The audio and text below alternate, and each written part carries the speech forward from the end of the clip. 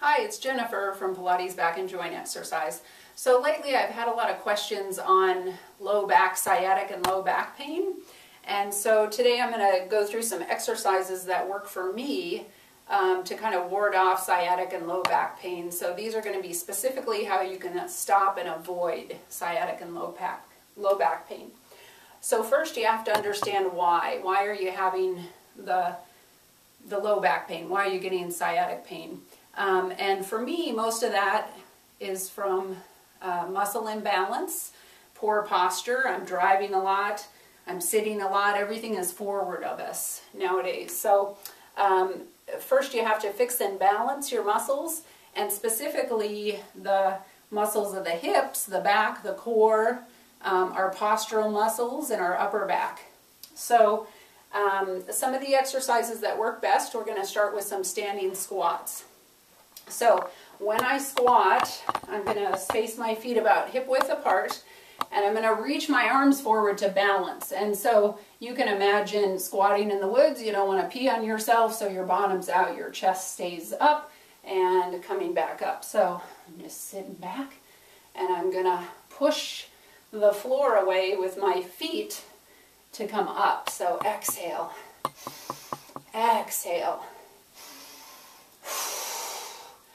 and push the floor away. And I kind of notice how I press my chest up, so I want good posture when I come up. So if I push my arms down, I can get that feeling of lifting, lengthening up.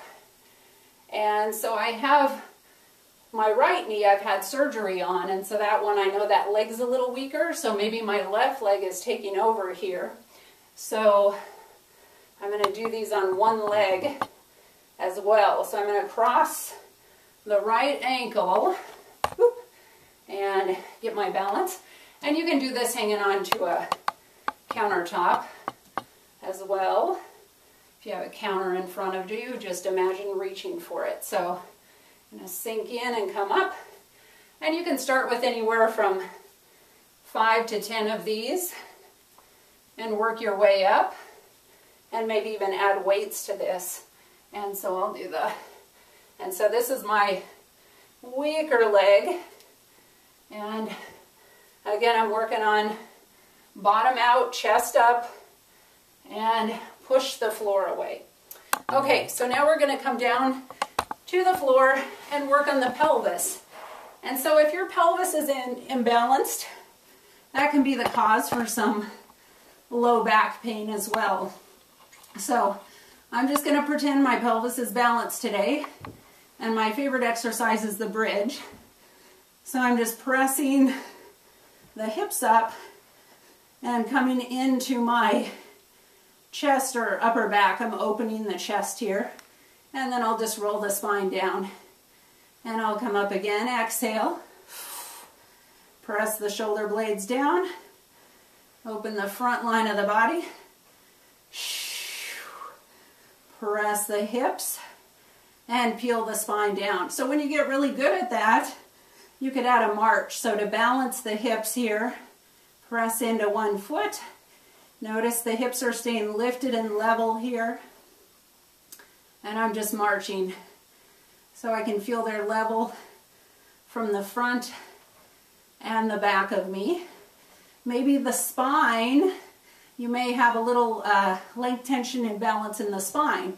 So as you come up, you can imagine peeling down the right side of the spine. So I'm pulling that sits bone towards the heel.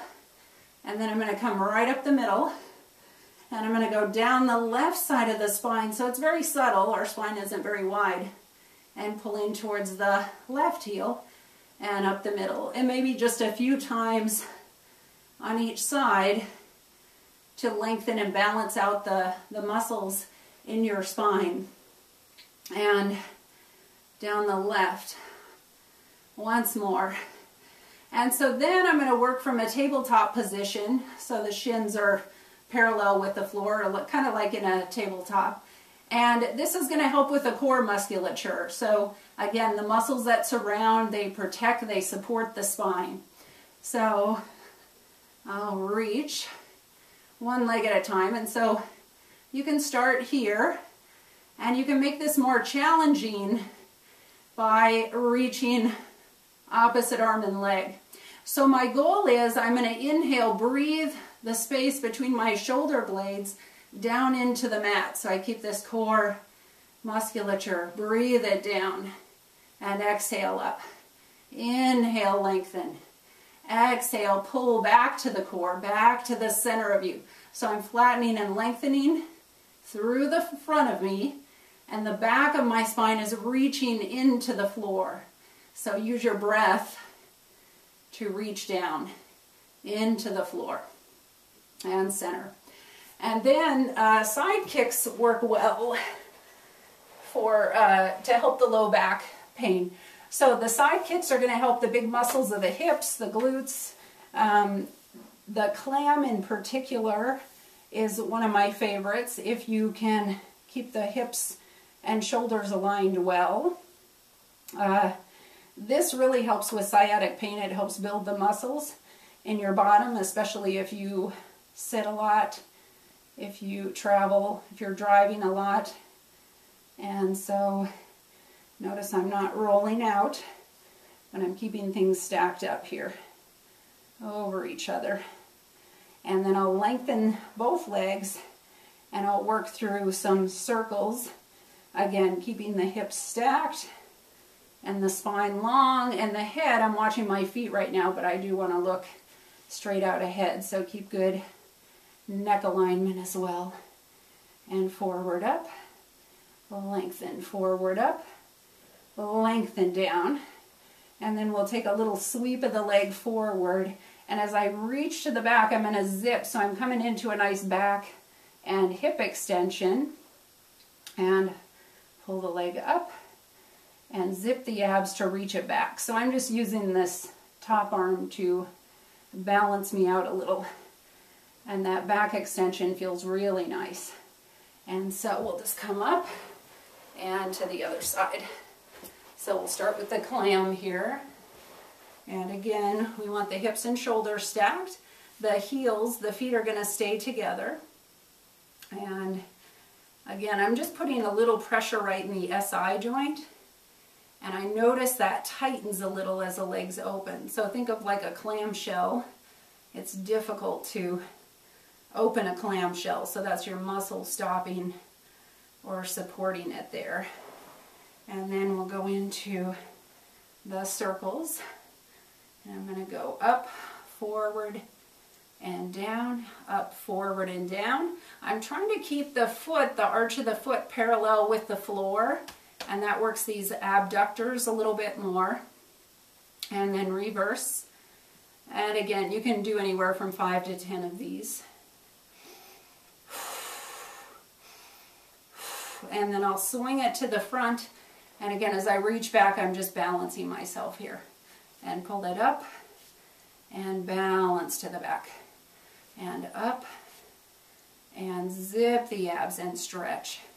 So again, really nice. Opens the hip, it's like a lunge position, and then lengthens the lower back as you stretch here.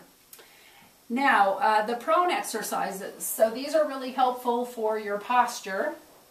So the upper back, and they bring you into a back extension, which, you know, if everything's forward all day and you're rounded, you want your back to be able to relax and sag a little. So the first one is just starting on the elbows. So if you will, as you hang out here, notice if you're squeezing your buns, which I kind of fight back and forth with that. So release your buns and reach your breastbone out ahead of you. So if you press into your elbows and forearms a little here, it'll lengthen there. So I'm not trying to lift my chest, because then I'll feel it in my low back, or my chin, sorry. So my chin is down, but my chest, my breastbone is lifted. And then I'll let my tummy sag a little bit and let this curvature, this kind of natural S-curve in the lumbar spine happen. So from here, you can progress to pressing to the hands here. And again, can you keep your buns relaxed and let the tummy sag a little and let the breastbone reach forward. And just hanging out in this position for a minute or two daily would be feel very good for your back. Then I'm going to come down, so I'm going to work my back extensors a little bit by just doing a leg extension. You can rest your forearm on your hands and just lengthen one leg at a time. So notice I'm keeping my pelvis still, stabilizing my pelvis. The hip bones and the pubic bones stay in contact with the floor as I lengthen one leg at a time, reach it away. And so I'm just trying to reach for the wall behind me, not really high, but just lengthening, whatever you're able to do. Maybe only get it a half an inch off the floor, that's fine. Okay, and then we're going to fold the legs, bring them up together. And this is really nice to loosen the lower back. So it's a little twisting or rocking here. Just swinging the legs, rocking them back and forth. And this time the pelvis is moving. So I'm not trying to stabilize, but my ribs are heavy on the floor. And then my lower back can twist and rotate a little bit. And just whatever feels good for you. The thighs are rolling off. Let them swing. Let them swing. And good.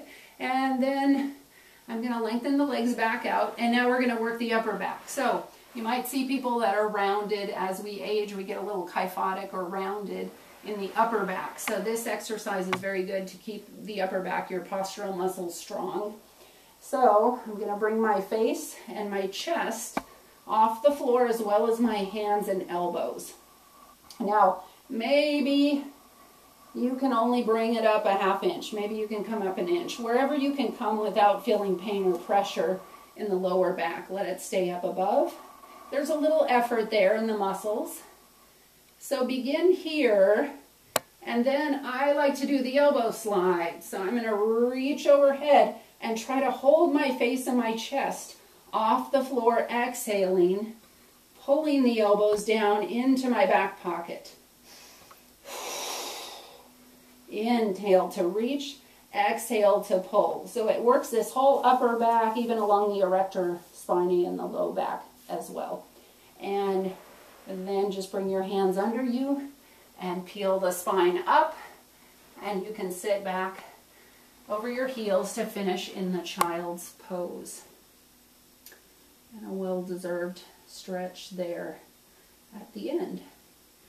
So those are a few exercises that help with my sciatic and low back pain, and I hope they help you as well. Thank you.